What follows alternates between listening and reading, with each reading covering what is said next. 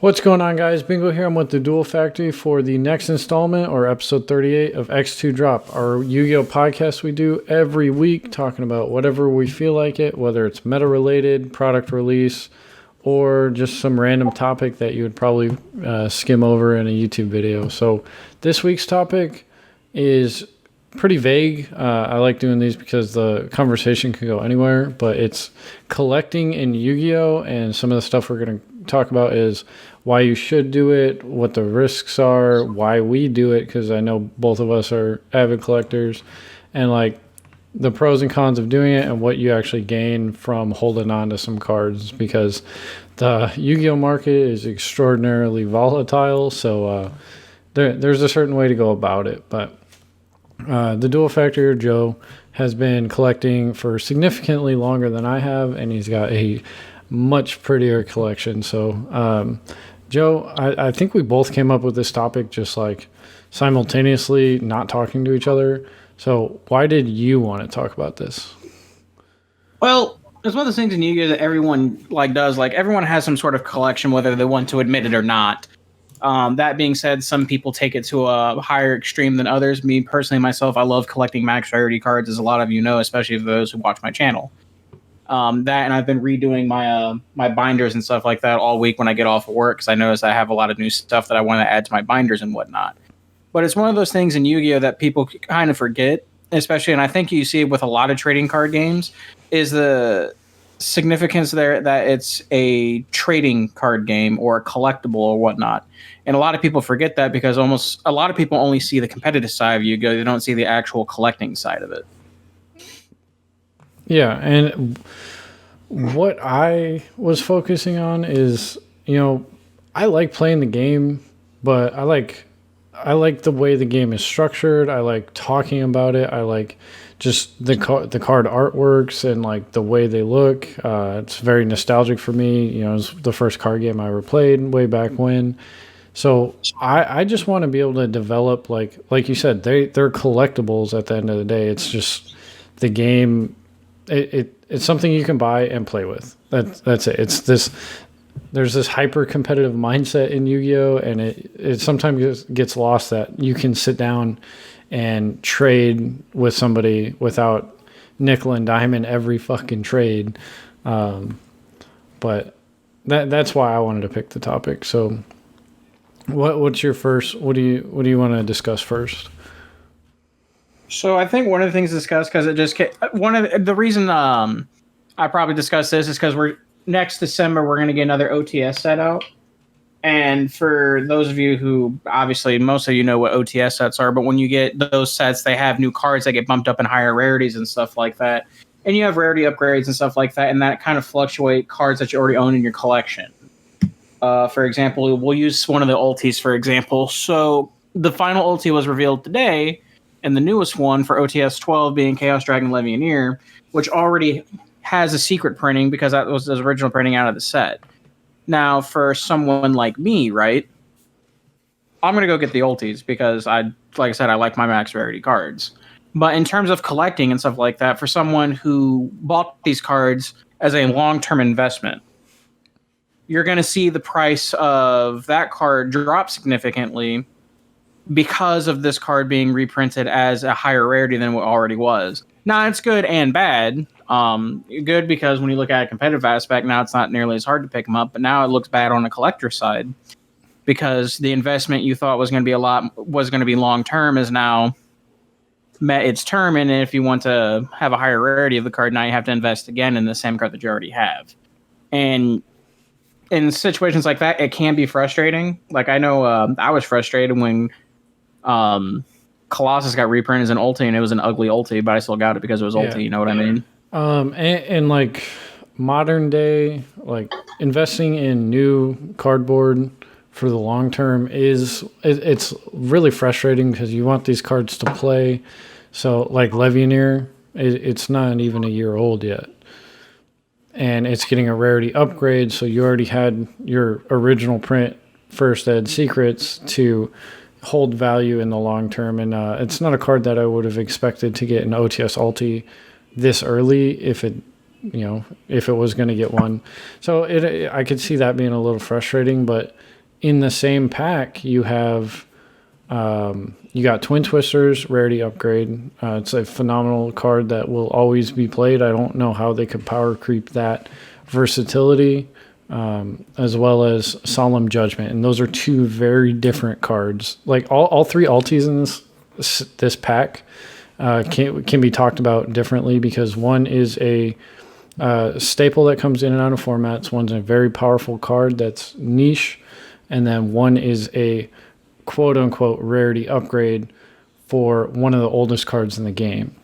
Exactly. So Solemn Judgment, ultimate rare, it's probably not even going to hold as much value as the original print First Ed Near Mint Ultras. Yeah, there's another aspect to collecting that's kind of hard to kind of judge too. So for example, picking up vintage cards, what I mean by that are cards that were printed in higher rarities in older sets during the days of Upper Deck and so on and so forth. Like for a good example for people who collect hero cards, as a lot of you guys know, Heroes is one of my favorite archetypes. I like playing it and stuff like that. A lot of the older hero cards, when they were first released, didn't hold a lot of value because they weren't being played. A good example of this would have been Bubble Man, because Bubble Man wasn't a very popular card in the older hero strategies. And then as time has progressed, that card has continually gained value and value and value, even though now it's not even played in most traditional decks. Now that we fast forward to 2019, it's still one of those older ulties because it's been sitting there for God knows how long, that it just keeps increasing in value. And that's one of those things when you look at older cards and stuff like that, if you pick them up early enough, you get them at such a reasonable price, and then over the years, that's where you start building the value in your collection. Yeah, and with looking for long-term value, you're going to see the volatile market, like with Chaos Dragon Levineer Secret Rare. Like a couple years from now, it could have gone up to $30. It could have dropped down to $10. But like, as long as there's the ultimate rare and the secret, like there's going to be value in both copies, and you just can't. It's like playing the stock market. If it's up, like you can't just sell right away. Like it's going to go up, it's going to go down, and you can't look in the short term, or else you're just going to drive yourself crazy on like, did I lose money? Did I gain money? Should I get out now? Like just fucking play the game and collect cards. Like I'm saying, like if you looked at Yu-Gi-Oh! And so if you looked at it in the short term, just like you said, you're going to drive yourself nuts because our card market is like so volatile and stuff like that. But at the same time, also seeing it because I used to be a vendor, that's one way to look at it. It's another way to look at it because of how much potential for profit you have immediate right there, especially like for people who have like a competitive mindset and stuff like that. You can see where cards are going to get like infinitely worth more amount of money just based off what's coming out and stuff like that. So if you look at it at that point, if you're just buying and selling and stuff like that, that's another way to look at it. Yeah, and this isn't a short-term investment discussion, which buying and selling to make a profit in the short term is totally different than what we're talking about. Building a collection to, have some tangible assets from the game that you enjoy playing is a totally different discussion than flipping cardboard, right?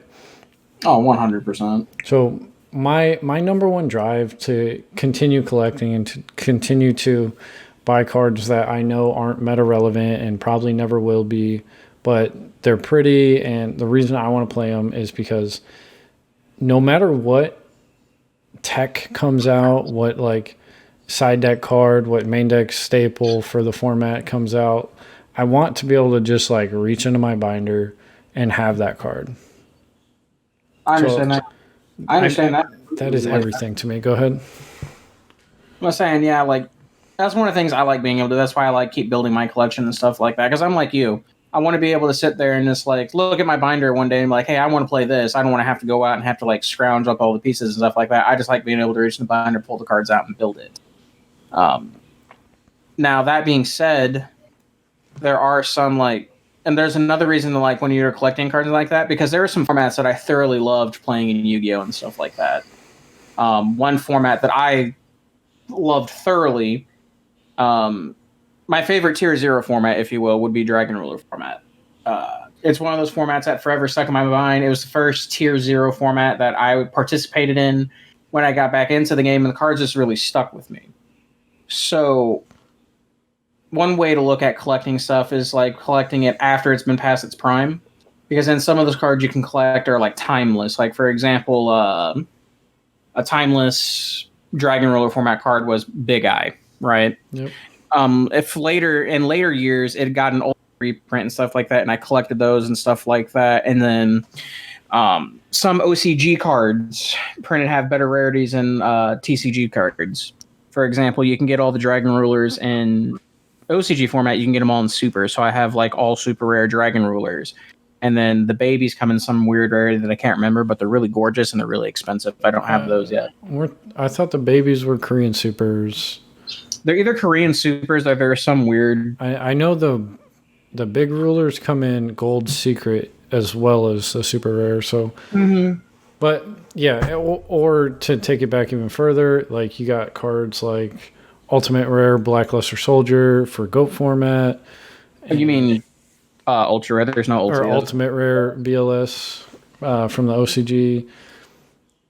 And like, my favorite part about collecting is, I mean, I love my collection, but I like going through somebody's, it's not a trade binder, but it's like, hey, look at all this cool stuff I have. Like, just seeing all the random cards that they've acquired. Like, people go through mine and they see my fake cards, my OCG cards.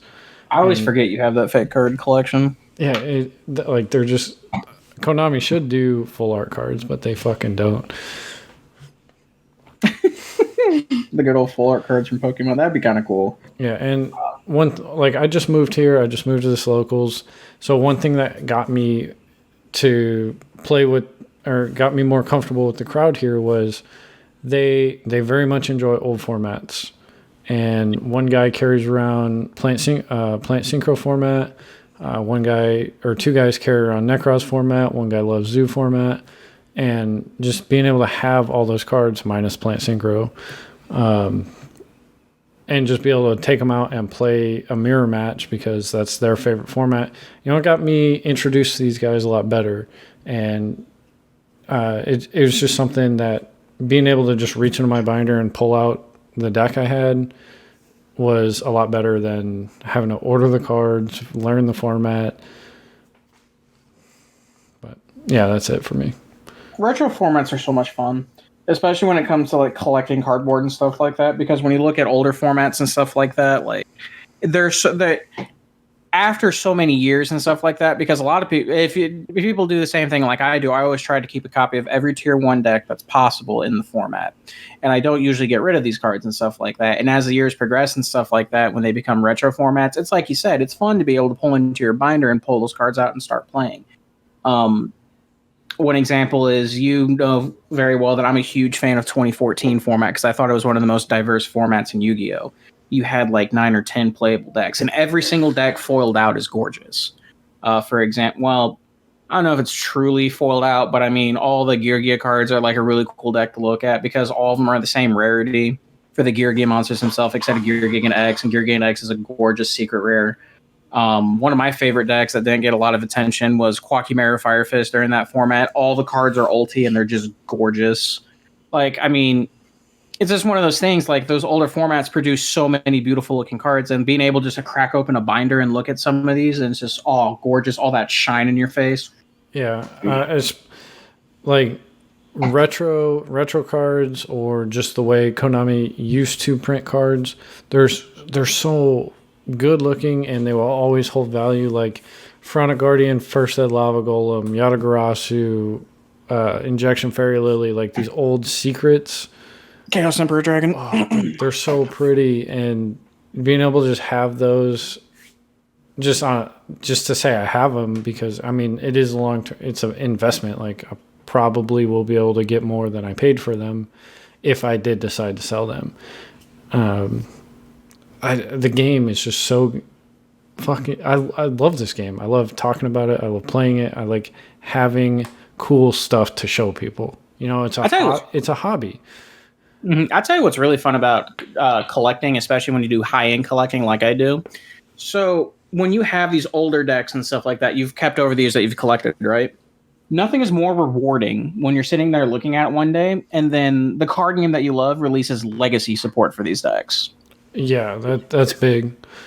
So it's amazing because like you spent all this time holding on to these old cards and then new ones come out and then the old ones become playable again. Like for example, look at Gladiator Beasts. Those cards are foil out versions of held value for God knows how long. And they're like classics of Yu-Gi-Oh! Because it was one of the best decks to go up against one of the undeniable best decks of the format, like Teledad, right? Yeah. And like now you look fast forward in the future and you see people, I've seen it a couple times now going to locals and stuff like that. People just bust out their old Gladiator Beast cards. They're excited to play a new format. And you got new support for an old classic and stuff like that. There's no better feeling. There really isn't. Yeah. And that goes along with, you know, Konami, their bottom line is always profit, right? How can they get the most people to buy their product? And legacy support has proven to be one of those things that gets the more casual players, it gets, you know, the old school players, it gets the people that, you know, have nostalgic feelings for Blue Eyes, Dark Magician, Glad Beasts. Like you just saw it with Fire Fist. Like the Fire Fist support was so hyped because the deck is gorgeous. People love the artwork. People love the play style. People got good memories of it, and they just wanted to play the new cards. It was so much fun. So much fun. That deck is actually terrible, but it was so much fun to play. It just loses to Hand Trap, but you can say that to anything. Exactly. But then, like, I'll say one of the rewarding things, especially with collecting and stuff like that, another thing that I really like about it is when you through and you set your mind on picking up a set of something because you've always wanted a folded out version, but you can't really find it how you like it. And then when you go to, like, for example, all the regionals and stuff that we go to, and then you finally find someone who has it and they're willing to let go of it, and then you finally get to upgrade the cards that you've been wanting for God knows how long. And sometimes I sit there and I look at my binder and I have memories of when I upgraded these cards. Yeah, and that is another thing that we haven't talked about is when I am collecting, yeah, there are some things that I go out and buy because I want them now, and I either want to play a bad deck currently or I want it for a specific reason. But a lot of the cards that I have, I didn't order offline. I just came across them, and I'm like, I want those for this reason. Is there anything I could, you know, trade? Do you want to buy it or sell it on the spot? Like, how do you want to go about it? And it's everything has a story, and every single card, and that gets you involved with meeting new people. It gets you good memories. Besides, like going X3 at your like at your regional in the last round and just getting pissed off, right? Like it gets you positive memories that you can go back and think about for this game that you enjoy playing, and whether like. Everybody has a lull in playing the game. I'll tell you what, maybe not in playing necessarily, but I've met some great people, made great friends out of collecting. My favorite example is the good old Chris Grauman's, where we became friends of our mutual love for Pretty Cardboard. And that is probably one of my favorite stories I'm ever going to tell in Yu-Gi-Oh! Because that's literally how we were friends. We were sitting there just playing, and we kept admiring how beautiful each deck was because of how foiled out they were. And that's how I met the legend known as Chris Grauman's. Yo, Grauman's is famous down here. Yeah, Grauman's is the man. Yeah, I was talking about potentially picking up one of his DDS Dark Magicians, but I didn't say his name because I figured like nobody would know him down here. And then we were talking back and forth, and then I was like, "Where'd you get this?" He's like, "I got that from Grauman's." I was like, "You know Grauman's?" They're like, "Hell yeah, we know Grauman's." Grauman's is the GOAT. He really is. I love it. But yeah, so like I was saying before that tangent, everybody has a lull in playing this game. Whether you get bored of the format, whether life happens and you got to take a step back and stop spending unnecessary money on cardboard and focus on real world stuff. everybody comes in and out.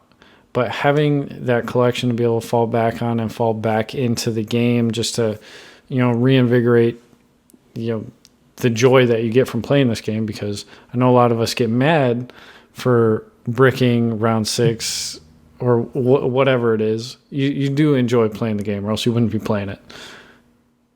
And unless your name's Wade, that's different. But like there's this guy down here, CJ. Shout out to him. He got me my misprint Zodiac Barrages on the spot. He has just about everything, and from what I understand, he's basically what kept this locals alive because of his massive collection. Like, people really like stopped investing in the game for a while. I don't know what was exactly going on, but he was like being able to lend people the cards at locals and get them back just so people would keep coming to keep playing the game. And in the long term, you see that, the locals is still strong down here. It's consistently like 15, 20 people that all enjoy playing the game, but without him and him having those cards to be able to lend out to help people continue to play, it wouldn't happen. See, Yu-Gi-Oh needs more people like that. Yeah, I mean, he's like, if you need anything, if you need to borrow it, just let me know. And I was like, I prefer not to borrow cards. I don't want to be, unless I absolutely have to, but I appreciate it. Thank you. Let me know if you need anything. But those misprint Zodiac Barrages, they're clean. They've got to be gorgeous. I've always wanted a set. Something about them being mega pack, I know it hurts. It hurts. Now I just got to find my misprint Magician Navigations, and I'll be on my way. Why would you want to pick up the second best characters deck of all time? All right, pause. Tactical pause on the conversation. There is no argument that the Blue Eye strategy is significantly better in the TCG than the Dark Magician strategy. But ain't no fucking way you can tell me that Kaiba is a more enjoyable character than Kaiba Yami. was by far the better duelist compared to Yugimoto, and there's leading evidence. There's clearly a bunch of misplays, because what is his record against Yugi? Against Yami, sorry. That doesn't matter. It's fucking Kaiba's the GOAT. 0 wins, I can tell you that much. Last time I checked, Dark Magician doesn't have a Yu-Gi-Oh set named after itself. Just put that out there. I mean, Kaiba basically just his only win was, I'm gonna kill myself if you don't let me win. But did he die? Fucking the dude Yami's a good guy, so he's like, whatever. No. Kid Yugi. Fuck your brother. I'm gonna. That's a different story for another time. All right. Restarting the conversation. What were we talking about? Oh, we were talking about we were talking about how Yu-Gi-Oh needs people that, like, your guy at the locals is just willing to, keep. Yeah, and like it can be something as small as like the guy that plays Plant Synchro. He has 2 mirror decks built on him at all times, so it's like it's a conversation tool. It's something that you can do, either after the tournament, before, in between rounds. If you don't play, if you drop, he's like, hey man, you want to play some Plant Synchro? I'm like, sure. I've never played the format before, so give me a minute, I'll learn it. And that's how I met him. And then there's another guy who is Dragon Rulers only, and I'm like, I know what these cards do, but I'm not the best at it. He's like, don't worry about it. The format's great. I love that format. Wait. Was it Baby Rulers or was it Ravine? I want to say it was Ravine Rulers. Oh, this guy's a man of culture. Music to my ears. Continue. I mean, that's about it for that point. So, what do you think? All I know is talking about collecting and stuff like that, and looking through my binders and stuff like that. Now I want to play retro formats. Yeah, retro. We can go on all day about those. I wish there was an official side event at like a YCS that said, "Oh, we're gonna play this band list for this side event," or something like that. There's one other thing we can talk about, and in terms of collecting, it's people's preference and rarity. this is a big one that often comes up in our friend group, right? Yeah. Because what is it? There'll be reprints of cars and stuff like that, and your guys like, oh, I can't wait to get my ultras out of this reprint set, and I'll just be like, but they're not original pack rarities, so why would you get them? Yeah. So you have your very defined what you want. Like, if it's a mass reprint set of a quote unquote higher rarity, just on the scale, like Typhoon's an OTS Super, but it got reprinted in Dual Devastator as an Ultra.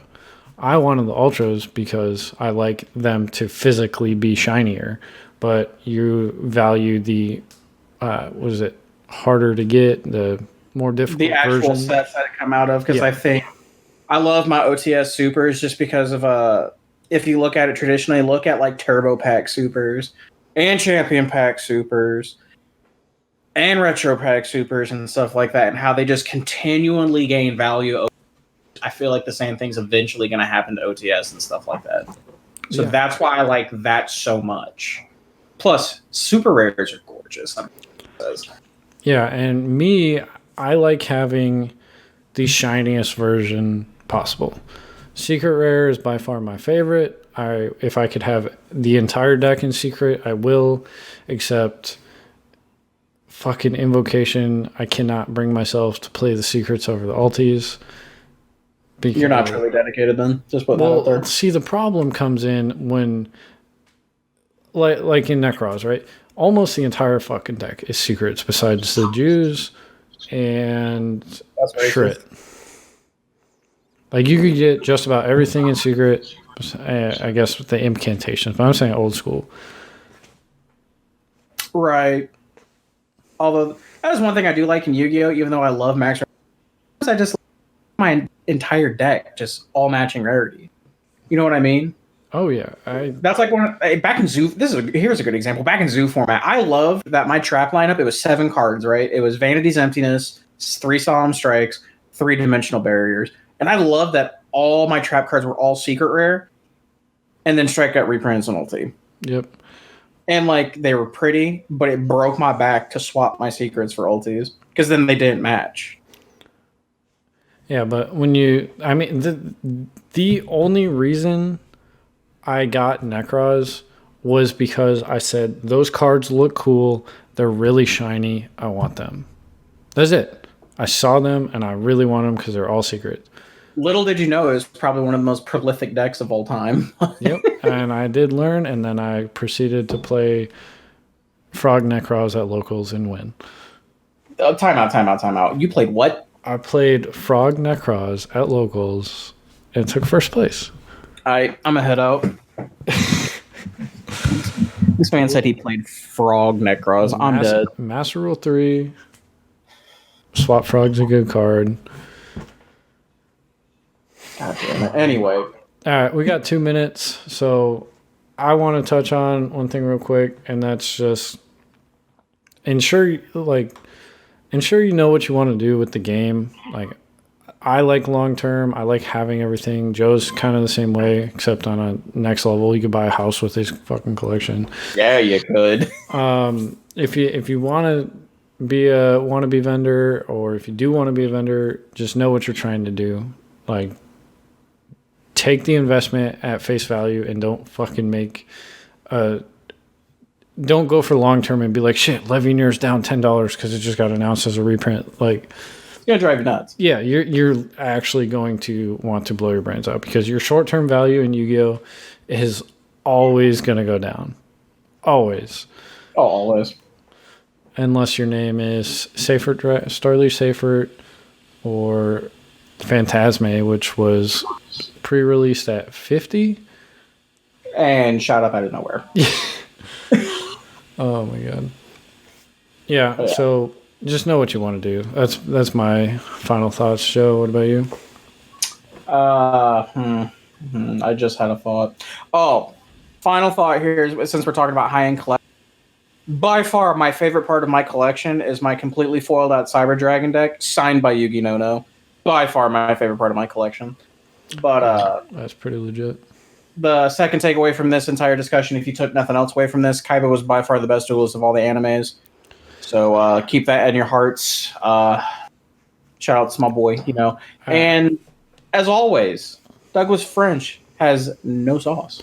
I want everybody to know that's listening that we're all allowed to be wrong sometimes, and this is one of those cases for Joe.